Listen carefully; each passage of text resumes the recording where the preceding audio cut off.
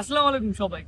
আজকে আমরা চলে আসছি টার্ফ নেশনে এবং আমাদের 67 ব্যাচের ইন্ট্রা ফুটসল টুর্নামেন্ট। এবং আজকের এই টুর্নামেন্টে আমরা 5 জন ফুটবলারকে বেছে নিয়েছি আমাদের 67 ব্যাচের টুর্নামেন্ট থেকে, যারা আজকে কম্পিট করবে নিজেদের সাথে।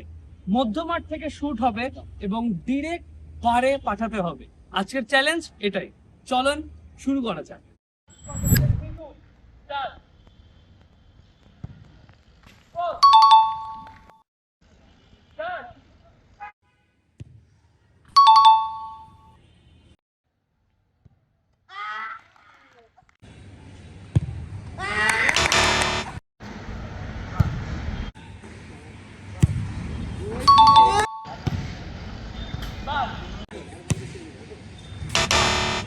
প্রথম রাউন্ড শেষে আমাদের আছে 3 জন। এই 3 জনের জন্য এবার ডিস্টেন্স বাড়িয়ে আমরা নিয়ে এসেছি এখান থেকে সেম নিয়মে ডিরেক্ট বল পারে ঢোকাতে হবে।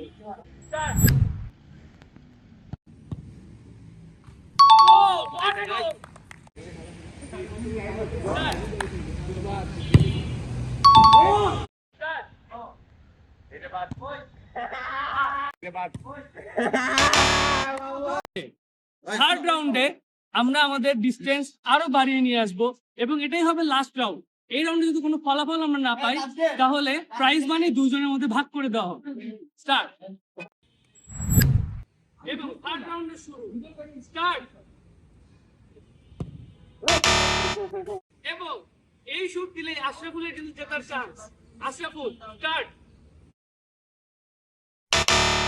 সো আজকের খেলা শেষে আমরা আমাদের 2 বিজয়ীকে পেয়ে গেছি। 67 সেই এরা গর্বধারী বিজয়ী, যারা শেষমেশ রাউন্ড 3 কমপ্লিট করতে পারে না।